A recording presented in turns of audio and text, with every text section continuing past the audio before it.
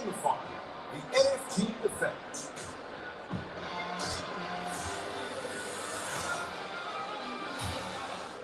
So thank you so much, Jay, who's going to be our moderator today. We've also got Jaden Sage, Jimmy Chen, and David Porter. So thank you guys, and yeah, go ahead and introduce yourself.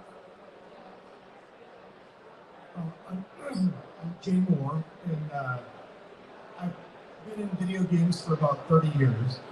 I've had 10 new ventures and exited for 2 in the video game space. When I was originally looking at what we now call GameFi, it was about 2008. We didn't have cryptocurrency at the time. We just had a lot of big MMOs with economies, game currency, marketplaces, and no liquidity. So now we've got a whole new movement. And I last time I was on stage at LA Games Conference, we talked about the fact that we are going to see blockchain not get just interrupted by games, but we're going to get to see games disrupt blockchain. And that's what's happened since that time. So what I want to do is give this panel a chance to talk to. And we're seeing the whole DeFi going to GameFi. What is this new value proposition? I actually think NFTs are just a very small piece of it, but I'm going to leave that for you guys to discuss. Introduce yourself and say the one thing that has you the most excited about the democratization of games. Hello everyone, my name is Jimmy Chan and I'm the CEO and co-founder of Always Sport. So I guess Jay here to my right, you have the OG in the industry. I'm very much a young up-and-comer. So our project Always Sport brings the horse racing industry into the metaverse. Right? So anything from the racing, breeding of horses, as well as other industry elements like owning farmlands, stables, as well as actually running a racehorse industry. And I think the question you had was what makes me most excited about this new development is that I think there's a real opportunity right now to actually be able to connect ideas in the metaverse and NFT with real world assets. And with that lies a fundamental opportunity to disrupt a lot of traditional industries. Right? So horse racing being the one that we're targeted, being a legacy industry, one of the oldest spectacle sports, can completely be revolutionized with the new transition of society into the metaverse. And if you want to know the hardest thing to animate, it's a horse. Thank you. Hi guys, thanks Cypher Capital for putting on the stage. And so I'm David Porter. We have the Washington Elite Media brand.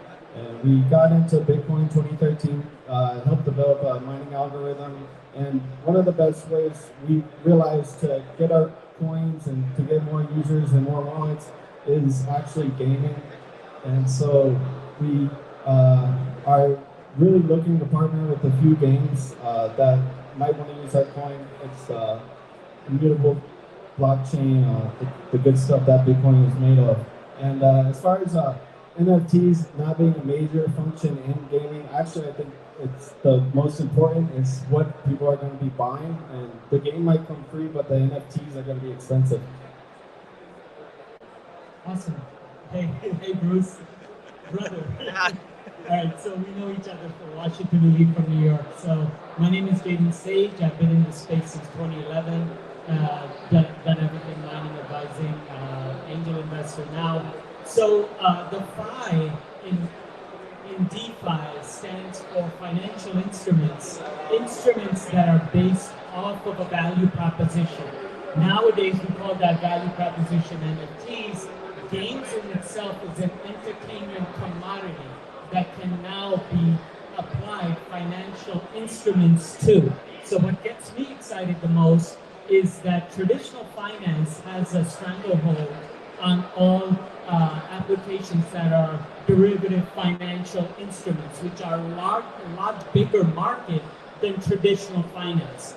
It's like a 100x market compared to 1 when it comes to traditional finance to derivatives market. Now, because of the stranglehold and regulations, You can't operate in that market. This is why DeFi has not taken over the world. The promise is there, but the delivery is insufficient or subordinate. But that being said, in the metaverse space, regulations cannot come in. Not in the same way, because regulation always lags technology, and metaverses are all about remaining cutting edge technology.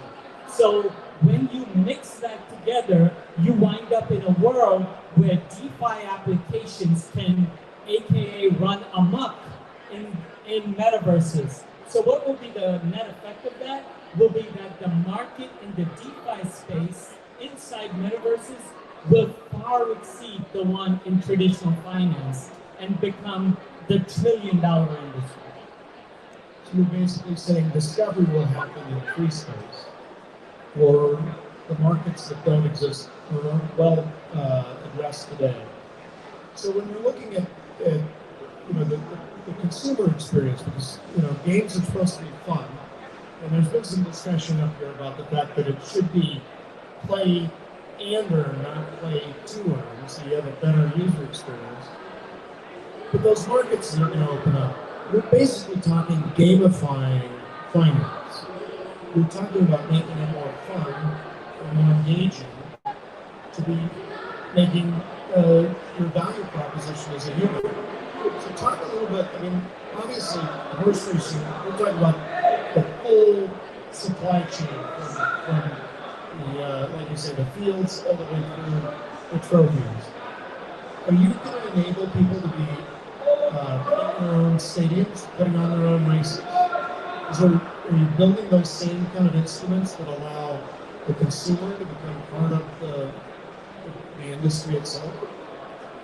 Yeah, really good question. And really, our vision comes together in three folds, right? And to what you're saying, a lot of people right now, they're looking for a new opportunity of what to invest in, how to increase their ROI. So essentially, with the new GameFi structure with NFT, we can quite literally enable our investors to quit their daytime jobs to play in the metaverse full time. But beyond that, I think the real disruption is that, see, horse race is a $300 billion market. It's huge, right? Billions. Yes. Yeah. But unfortunately, over the past couple of years, it's lost a lot. It's been stagnant, right? It hasn't kept up with the changes, and the industry is known for a lot of corruption, as well as animal cruelty, right? Like 10,000 horses are killed every year from being slaughtered after races. So as we don't want to disrupt and change the industry, but we want to augment it and bring it into the metaverse. And by doing that, having an open system structure, we can solve for corruption. And we can quite literally create a revenue engine to make our investors money. And the bigger a metaverse becomes, the more horses' lives we can save in return. Right? We can give retired horses a second life opportunity to earn an income in the metaverse and having a virtual identity as an NFT horse racing in our game. So kind of like freezing their DNA and actually let them have future life that's exciting. And I think just exposing what you just talked about in terms of the travesty that happened in horse racing, that alone is making a better world. So, David, when you look at some of the markets that are opening up, you look at how games, you were saying it could actually empower you guys to have your coin taken further. What do you see some of the major opportunities as we democratize this gameplay experience and open up some of those new markets? I see the biggest opportunity will be having fun. There's a huge build out being done in Abu Dhabi, massive game center. There's going to be huge tournaments. They're going to be broadcasted worldwide. Of course, you and your friends will all be able to watch. It's amazing that kids are on YouTube Live watching other gamers game. And I never thought that would have been entertaining, but they spend hours on it. And so I think the biggest opportunity is the live gaming and building their reputation from there. People can really earn 6 figures in a day. And I think the opportunity is live gaming. And you were talking about economic growth. We're looking at a lot of things heading into the metaverse, but obviously, a lot of people think of Ready Player One or some other, dystopian type headset environment. I really see the industry itself is going to be revolutionized by the metaverse. And it's going to have to be, I mean, there's a group called the Digital Supply Chain Initiative. And they're using Fortnite for the Gen Z guys to help with technology transformation amongst the guys that are deploying the supply chain.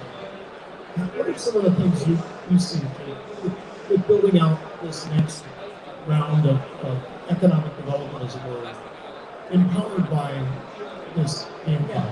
I think it's a mental state reshift, because when we started as humans, we had a blank canvas. We had trees, forests, and then we could just go to town and create whatever we want, cities, infrastructure, anything, bridges to cross rivers.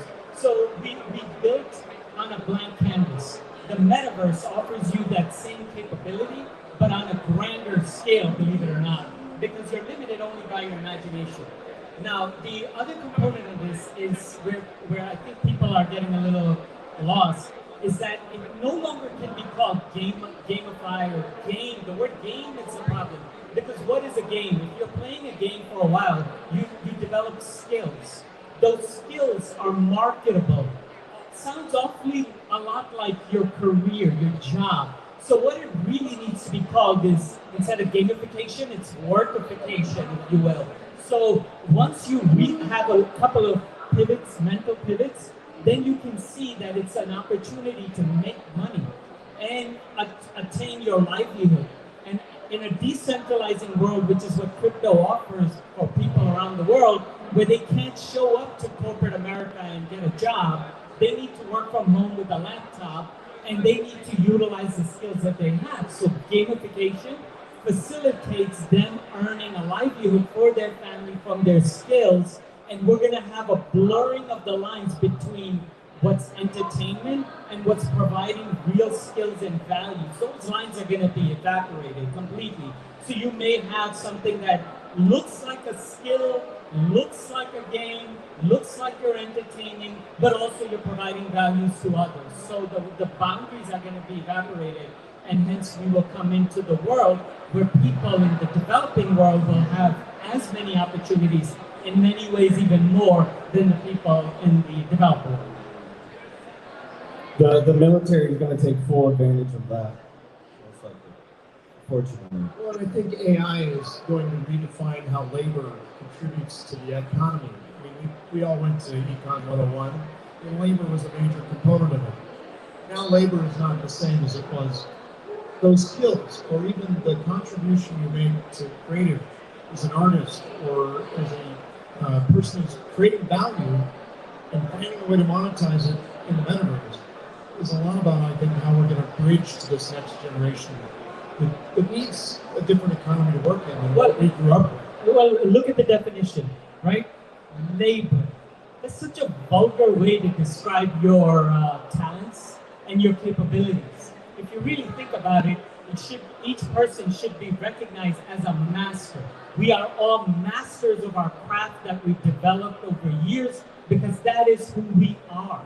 But they call it, because we went from a plantation to a corporation, they still treated us as wage slaves. So they called us the vulgar name labor. Ever heard of human resources? That's a pathetic concept, isn't it? You're just a goddamn resource. So those definitions are what we're looking to change. So you really don't think we're going to have these issues in the metaverse? No, primarily because it won't be led by centralized corporations. It's power to the people. So the man's going to be taken out. We're not going to have exploitation of people. The man's going to be fractionalized and NFT'd into oblivion. You got that quote right here. Yes.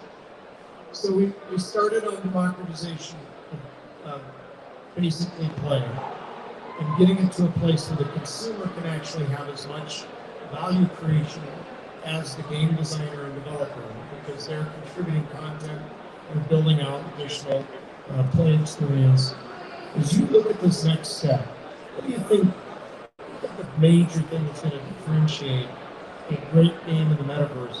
Where we're at right now, getting to the next step. I mean, obviously, being able to bet on it is going to be part of it for you, but what else? Yeah, no, I love that. So actually just extending off this comment, really what made the previous, like our current economy broken is that it's created by the elite, right? And only the elite get to create this mental construct of what we collectively believe as the economy.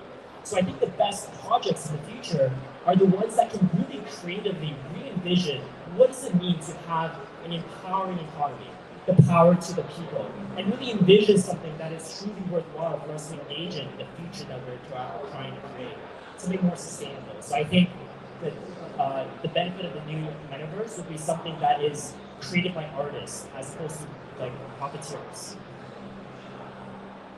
Knowledge is power, so I think the most we can learn from a game and from our experience and play to earn. I think knowledge is So the you're key. going to play to learn. Play to learn.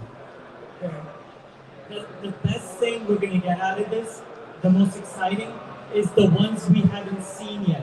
Because when you unleash the creativity of the human spirit, there are no more boundaries created by those elites to serve their purposes. Now the purposes you serve is humanity's and your own on a personal level, and there's no limits. So the most exciting part will be the type of gamifications and endeavors that we haven't even conceived yet. They're coming. Thank you. And thank you, panel. Appreciate it. Thank I'll you. give them all a hand. Thank you.